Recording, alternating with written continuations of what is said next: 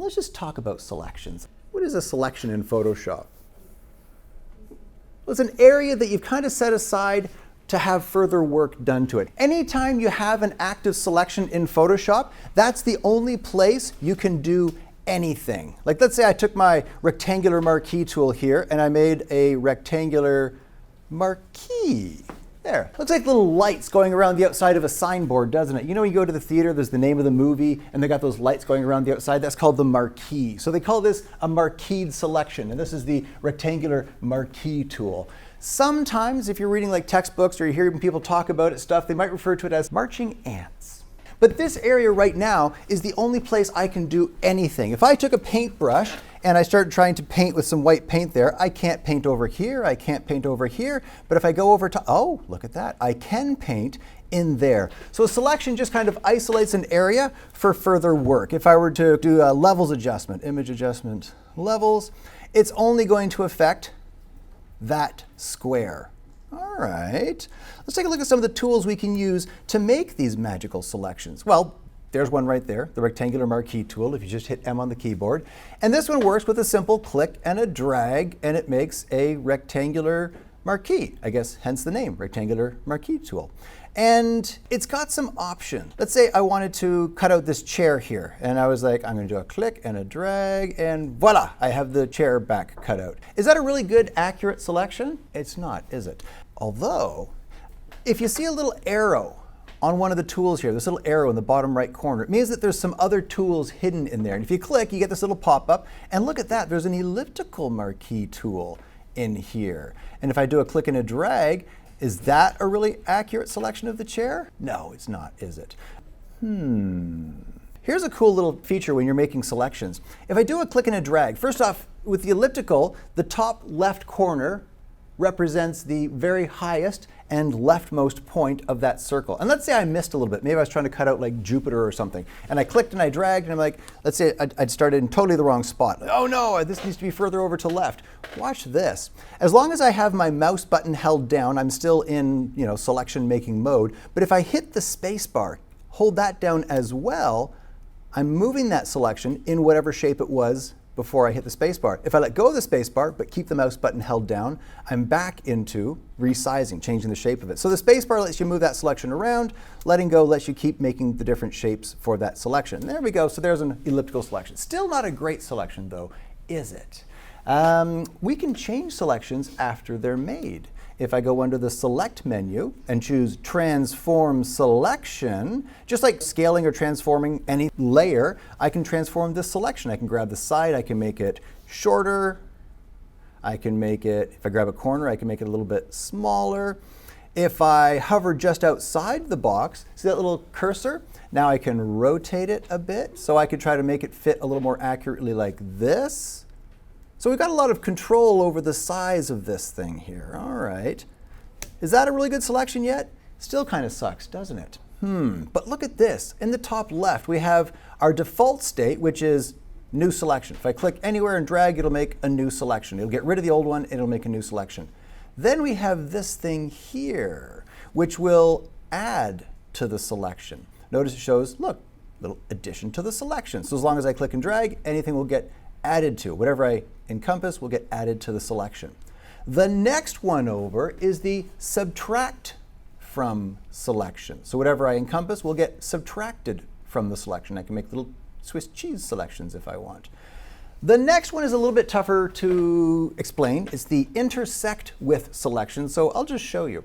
If I make a marqueed selection here, the only thing that will remain selected is whatever is intersecting the current selection and this little circular thing that I've made. So if I let go, boink, all this stuff in here. It's like a Venn diagram. You've got your little point of intersection in the middle there. Whatever intersects is all that is going to remain selected. All right. So you can actually make some fairly complex selections with this thing. Like let's say I wanted to make it look like this chair was saying something. I could make a selection. I could subtract a little bit from that selection, and then I could make another little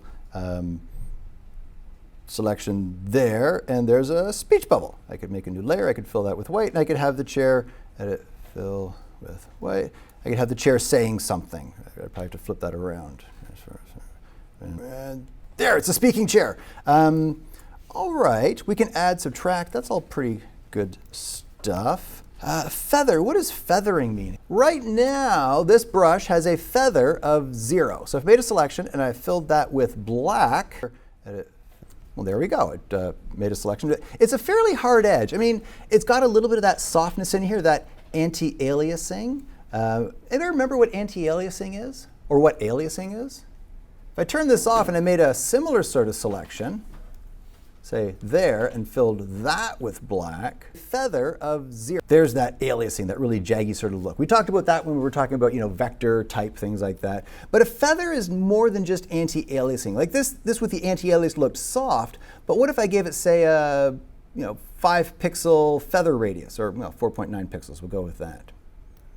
If I fill that with black, aha, that's got a nice soft edge. So if I was cutting something out that was slightly out of focus, or well, even this chair here, you can see how hard this edge is compared with this edge. This edge is a little bit softer, but maybe like a 3 pixel might have been more appropriate for cutting this thing out. So we can play around with the softness of the selections as well.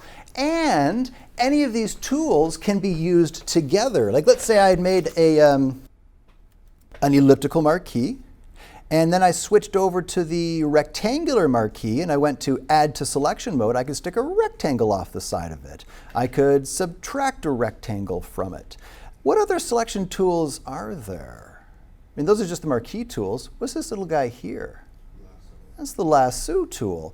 And same sort of deal. You notice you got these little 4 options up here. So on its own, it'll just start making a new selection. But like I said, they can all be used together. If I go to add to selection, the lasso tool is good for making fairly complex selections. Like let's say I had to cut around this chair here.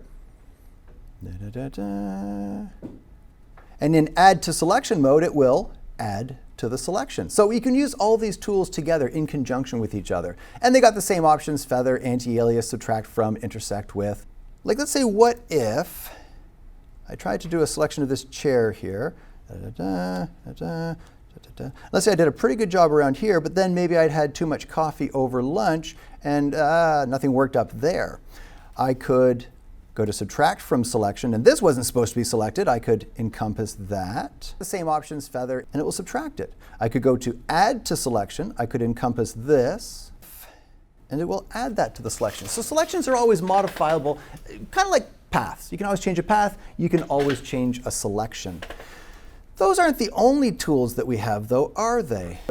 This has a little arrow in the corner, meaning there's some stuff hiding under there. We've got a polygonal lasso tool. We've it's a magnetic lasso tool. Let's look at the polygonal lasso tool. What's a polygon? Is it when your pet parrot flies out the window? It's a shape that has multiple sides. Now this is where a lot of people kind of freak out with this tool. They're like, okay, so if I put it into subtract from mode and I want to remove this from it, if I do a click here, it's starting to make its little polygonal thing. And people are like, oh no, I've got this little sticky spider web thing. And they start like panicking, like, oh no, no, no. It goes all over the place. The way this tool works, you click, it puts a little anchor down, and it leaves this little line. Then you click somewhere else. Let's say I clicked here, boink. And then I click somewhere else, click somewhere else. You can make as many sides as you want, or you can make as many sided polygon as you want. And notice when I hover over the point where I started, see how you get this little circle icon, a lot like the pen tool. When you go back to that first point, it shows that it's going to close off that path. In this case, it's going to close off that selection. And because I'm on subtract from selection, it will subtract that little crappy bit that I had there. So that's the polygonal lasso tool. And in normal mode, let's say I was trying to cut this chair out, and with the regular lasso tool, I was like all over the place. Maybe I'd been drinking heavily or something. I can just do a click. There's that little sticky spider web thing. Move along the edge and click, click, click. And if I do fairly small jumps, like we saw with the pen tool, if you do a bunch of little small jumps, you can kind of simulate a curve. So this is a way of kind of making selections with a little bit more control than just your wobbly hand could do. And if you've gone too far, let's say I went, oh no, that's not good. If I hit the delete key, it'll remove the last point that I did. Delete, delete, delete. So you can actually step backwards if you realize, like say I did a crappy job up here, I can delete until the crappyosity is gone, and then I can continue around. And if you can't find where you started, like a lot of times people are like this and like, oh, I don't even know where I started. If you just do a double click, it'll automatically connect where you are with where you started. Okay, so if you ever like freak out and panic and maybe like, because of the contrast of the scene, maybe it's like a checkerboard or something and you can't see where you started, just get as close as you can and double click and it'll connect those points for you. All right. Let's take a look at that other, lasso option. Pop back into the folder there and open up that 0034 image, that jet plane there. And the Polygonal Lasso tool is kind of related to the magnetic, but the magnetic works a little bit differently.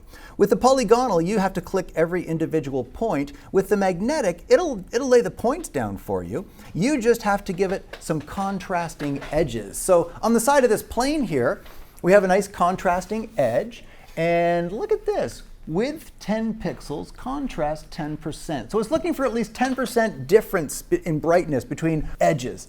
Well, we definitely have more than 10% here. Width 10 pixels, so it'll look 10 pixels around to see where the starkest contrast is within that area. And on the bottom side of the wing, this will actually work pretty good. I'm going to take this frequency down to, I think the default's around like 50 or so. And if I just do a click and let go, look at how it's tracking. And if I go a little too far one side or the other, as long as I'm within 10 pixels of that contrasting edge, it doesn't matter. It'll just keep putting down little points, and I can work my way up and around the corner. And it's looking for the strongest contrast. Oh, it didn't do a very good job on that tip up there. We'll talk about that in a couple of minutes. Now, looking for the strongest contrast. Uh-oh, what's happening here? I'm trying to do the top edge of the wing. That little beige bit is where the sun is shining off the front of the wing there. But what's it? It's looking for the strongest contrast, isn't it? So it helps in a lot of situations, but there are times where it can be thrown off. You could play around with the contrast. You could play around with the width. If we drop the contrast, like maybe like 5 or so, it might be able to go, oh, that's kind of a 5%. But there's really not a lot of contrast there. So sometimes the auto tools can kind of go their own way, so to speak.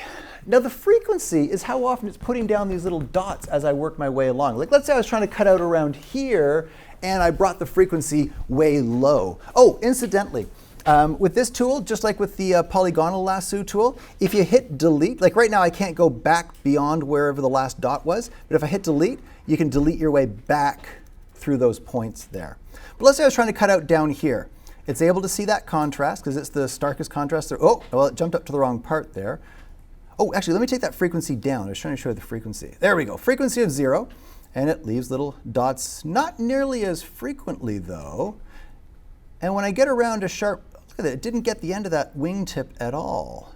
Come around this one, and yeah, see, it's not getting that one either because it's not putting down those little points frequently enough. We can crank up the frequency. Here you are at 100. This is as high as it goes. You can see it's putting down little dots the whole way across. Now you might find that you don't get as smooth of a line with this many dots, but when you get to little detailed things, it's better at getting around those edges. Like remember the tip of the wing at 50, it kind of rounded the top out.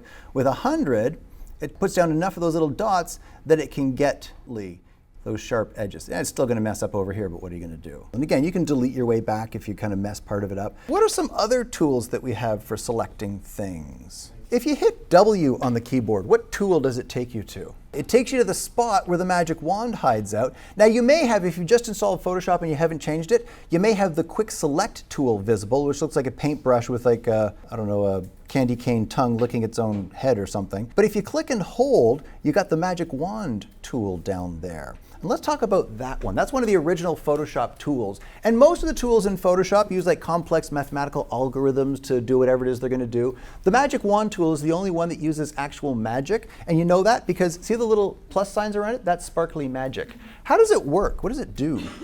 Well, let me click on something. Let's say I wanted to select this plane and I click on this color right here. Boink! Right now, I've got a tolerance of 32. What does that even mean? Well, the tolerance is its tolerance for difference. So if I clicked on this pixel here, it says I will select this color of pixel and anything that is within, in this case, 32 levels from that 0 to 255 grayscale range. So whatever you click on, it says I'm going to select anything within 32 levels of that color, which in this case includes this part of the plane, this part of the plane, all the way down to here. But here it's a little farther than 32 levels. So if I wanted to get more of it, I could increase the tolerance. I could make it more tolerant of differences. So I could say 54. Click here, and it gets more of that plane. If I take it too high, it got the plane, and it started to get a bit of the sky. It got the plane farther than 30. Oh, it got the entire sky. So the sky was within 92 levels of whatever I clicked on there. So be careful with it. It can take more than you expect, especially in fairly low contrast areas. Let me bring that back down a bit. Oh, actually, if you bring the tolerance down too low, like let's say I take it down to like 1 or 2, like Donald Trump levels there. If I click on the side here, boink, look at that. It says everything that I select has to be within 2 levels of whatever it is I clicked on. It gets very specific. If I take it down to 0, it's pretty much only going to select exactly what I click on. What if I wanted to add to that selection? Well, we have the same things up here, don't we? I could go to add to selection. I could click, click, click. And in theory, I could keep going until I had basically this entire plane selected. At a tolerance of 0, that would take a while. With a higher tolerance, I could make my way through. Okay. Now, it's not getting this blue in here. Here's an interesting little feature of the Magic Wand tool. Let's say I wanted to select just the blue Air Transat in here. So I said, well, this is a good blue. I will click on this, and kaboom. Well, it got this blue, but this is the same blue. Why didn't it select this? What do you think? This right here, contiguous. What does contiguous mean? It means all in one piece. Like, we got 3 desks in this room. There's one here, and there's one there, but they're not contiguous, are they? There's little gaps around. If I poured coffee onto here, it would go to the edge of the table, it would pour off the edges because it's not contiguous with the other ones. If I use the Magic Wand tool here, it would select this surface, but it wouldn't get those. This S is not contiguous with these blues.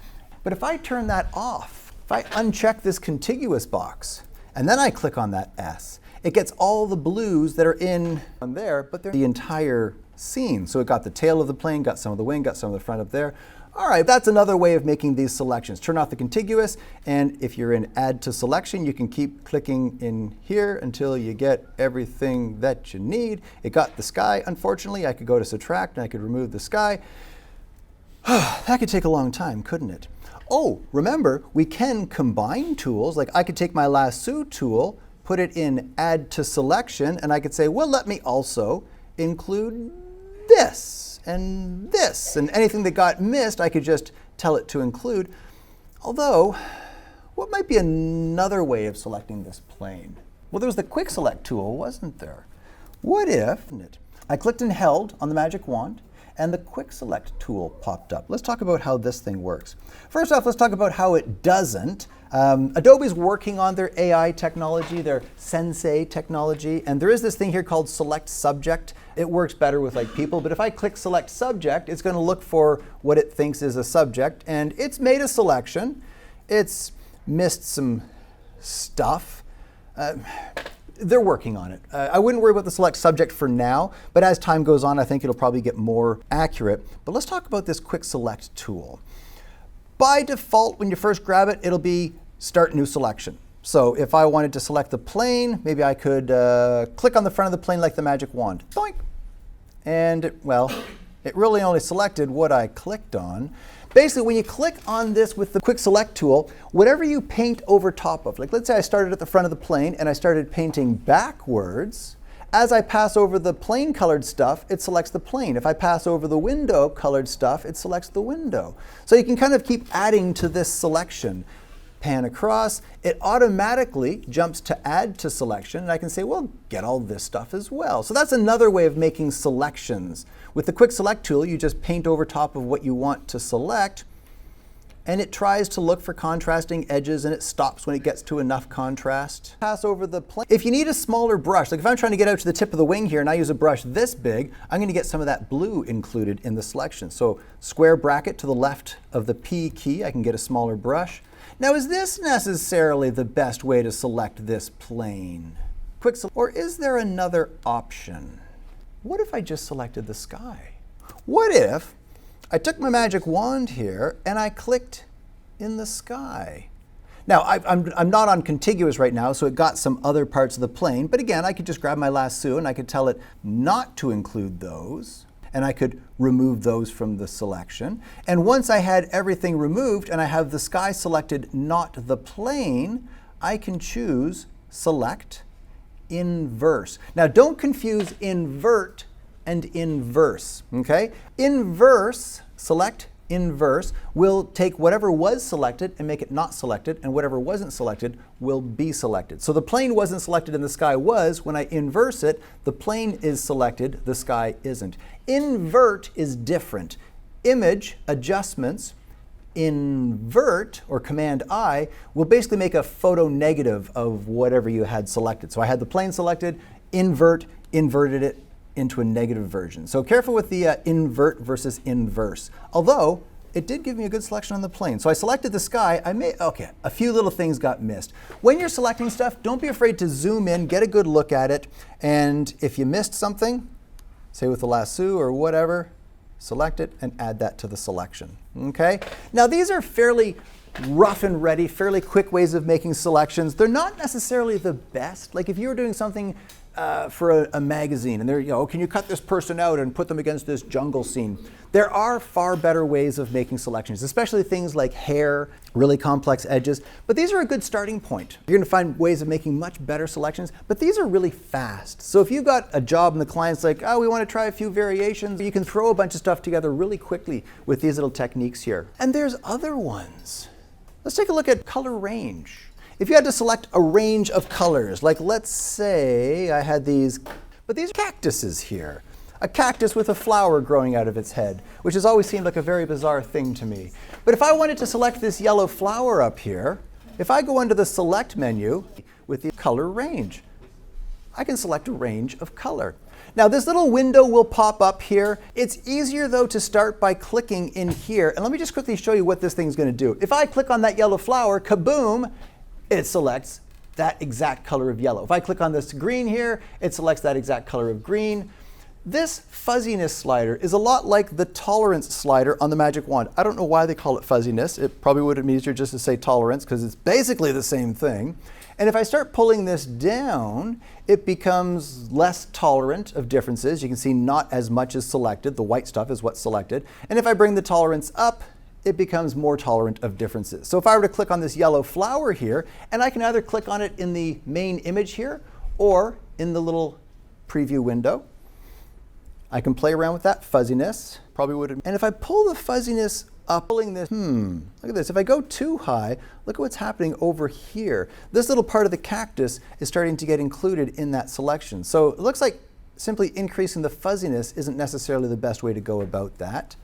But look over here. We have more little eyedroppers. One is eyedropper plus. If I choose this one, I can add to the range of colors that are being selected. So if I were to click on this part of the flower here, I'm telling it also include this yellow and also include this yellow. Uh-oh, starting to get that bit of the cactus again. Maybe I'll pull that fuzziness down and tell it to include these other shades of yellow. Now, once I've got something that looks pretty good, and you're like, wait a minute, you missed a whole bunch of stuff inside this flower here. Yes, and I could try to go in and get all of those little bits, but remember, we can use any of the selection tools on any selection. So if I were to hit OK here, and like, uh-oh, it missed some of the stuff in here. No problem. Well, I've already got my lasso tool in Add to Selection mode. I can tell it, oh, also include this, and this, and this. And there's that flower nicely selected. Well, as good as we can get with that. If I'd gone a little more precise, I probably could have gotten these little bits around in here. But what if I only wanted that flower right there? Maybe this was like a bouquet of flowers and there were some yellow flowers all around and blue flowers and green flowers, and I wanted to change the color of just that flower, or maybe make it a little bit darker or lighter, but I didn't want to include those ones. There's another option in the color range command called localized color clusters. So let's say I clicked on this flower here. Boom, this is the flower that I want. Bring that fuzziness up, and oh, it's getting all the flowers around here. There we go. And add to the selection, and that, and that. If I turn on localized color clusters, I've only clicked up here. This is all I want. Turn on localized color cluster. Oh, we have this little range slider. At 100%, it'll get everything from here and a little bit across the rest of the document. But as I pull that range down, remember the only place I have clicked, the only place I have eyedroppers is over here. The smaller this gets, the more precise it gets, and actually you can see where I clicked. Bring that up enough that it includes that flower, nothing else gets included. Hit OK. There's my selection. I can add to what I need, and there we go. So that's a way of kind of targeting a specific part of an image. Now another way to target just one part of an image, if you already have an active selection, like let's say I selected this part here, I'm like, yeah, I only want to affect the colors in here. Let's say it was a birthday cake and there was confetti falling down, and some of the confetti in this part, I wanted to play around with the red confettis, but I didn't want to get the ones on the other side. If I go under Select, kind of targeting a specific color range, notice now it's only looking in that section of the image. So whatever is selected, that's all it's going to take a look at. So I can tell it to include these colors here, bring that fuzziness down, and when I hit OK, all that's left is that bit there. And I don't have to worry about stuff out here getting selected. Oh, there's other things that we can do with selections after they're made. Remember there was the feather option. Let's say I already had a selection. Let's say I'd selected the plane, inverted it, Shift-Command-I is the keyboard shortcut, and I'd added in this bit around here. And then I was going to copy this plane. I was going to cut it out and I was going to paste it into something else. So I did an edit, copy, made a new document, let's say 8.5 by 11, what the heck. And then I pasted.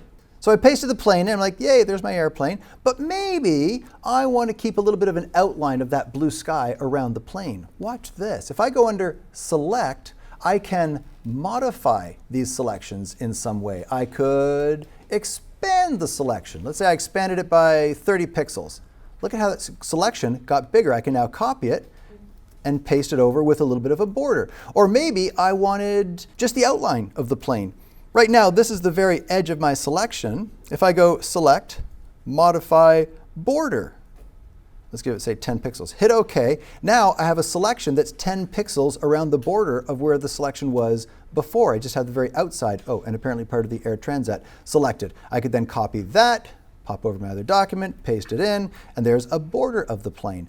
Maybe the selection was too hard-edged. When I zoom in on this, I'm like, oh man, that's a really hard edge that was used when this plane was cut out.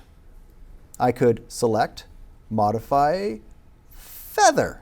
Maybe give it a 3-pixel feather there. Hit OK, copy it, paste it in, and there's a softer edge on the airplane. So there's a lot of things that we can do with those selections afterwards. In addition to adding to, subtracting from, we can transform their shape, we can modify them, expand, contract, feather, whatever.